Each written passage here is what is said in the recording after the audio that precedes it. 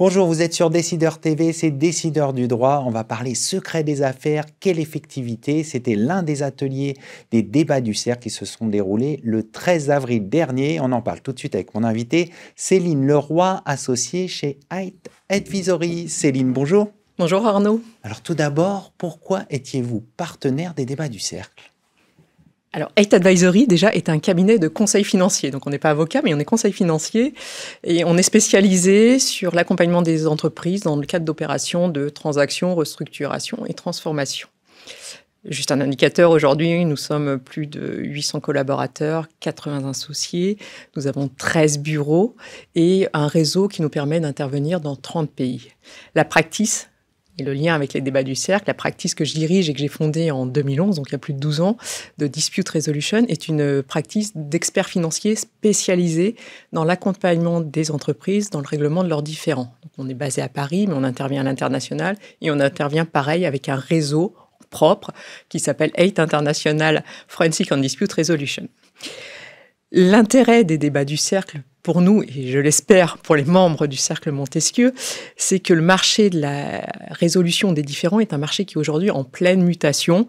On le voit, l'expert financier devient un acteur vraiment à part entière de la recherche d'une solution dans le cadre de différends, je dirais même au même titre qu'un avocat, si j'osais.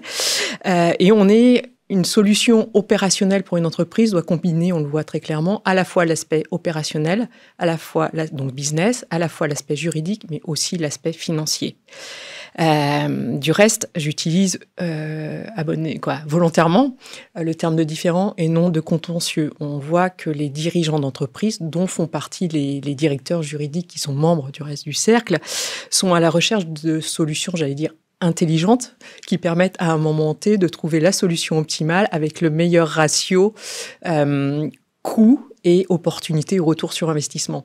Et je suis persuadée aujourd'hui qu'on ne peut pas proposer une solution intelligente à nos clients en tant qu'expert financier si on n'est pas capable d'être intégré dans l'écosystème, le comprendre ses évolutions et comprendre ses attentes des directeurs juridiques d'entreprise. Vous êtes intervenu sur l'atelier Secret des affaires, quelle effectivité lors de la 11e édition des débats du cercle. Quelle a été la teneur de votre propos ? Secret des affaires était un sujet qui m'intéressait peut-être par son manque, si je peux être un peu provocatrice, de littérature, ou en tout cas d'intérêt aujourd'hui poussé pour les directions juridiques, puisque c'est un dispositif qui ne fait pas l'objet de sanctions. Donc c'est vrai que les directions juridiques sont très sollicitées, donc ont peut-être d'autres priorités. Et en même temps, dans les dossiers, nous, qu'on traite, on voit l'importance du secret des affaires, et donc du savoir-faire qui est derrière. J'ai voulu l'illustrer à travers juste les transactions et les contentieux qui peuvent découler de transactions, avec une situation qui est antagoniste pour les entreprises, puisqu'on a d'un côté des vendeurs qui veulent avoir le maximum d'informations pour que le deal puisse se faire et être sécurisé sur ce qu'ils vont acquérir, et à contrario, des vendeurs qui veulent protéger leur savoir-faire tant que l'opération M&A n'est pas réalisée et que la cession n'est pas intervenue.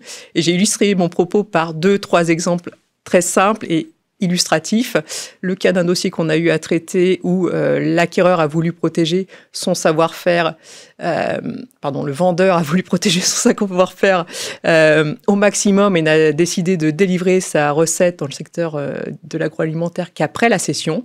Donc là, il y a eu tout un dispositif qui a été mis en place de garantie d'actifs pour protéger l'acquéreur et qui, du coup, permettait une réduction de prix dans le cadre d'un savoir-faire qui ne serait pas opérationnel. Ça, c'est un élément de base. A contrario, on a eu d'autres cas qui étaient un petit peu plus internationaux et surtout plus intéressants sur la réflexion à mener, y compris pour des acquéreurs potentiels.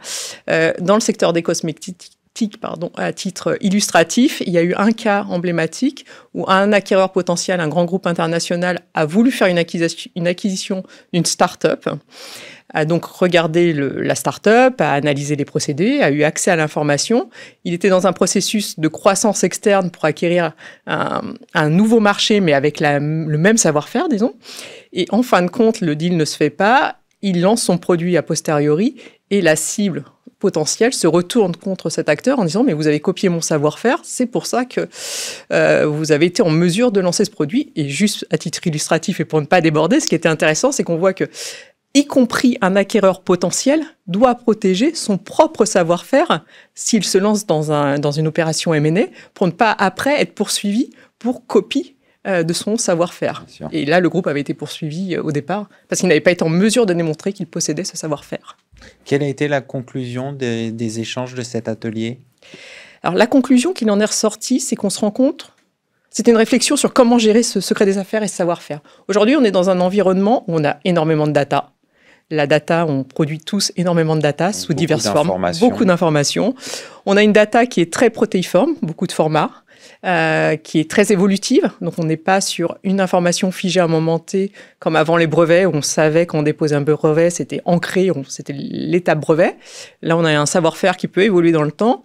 Et on est sur des notions très internationales, puisque le flux d'informations circule à travers le monde.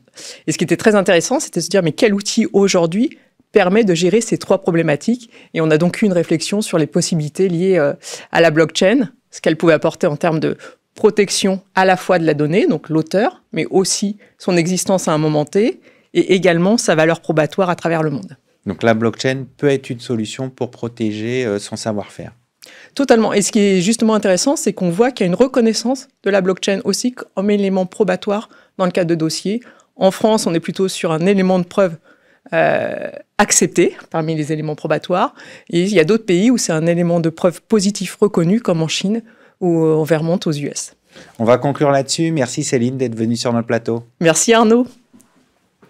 Merci à toutes et à tous pour votre fidélité. Je vous retrouve très bientôt sur Décideur TV pour un nouveau numéro de Décideurs du droit.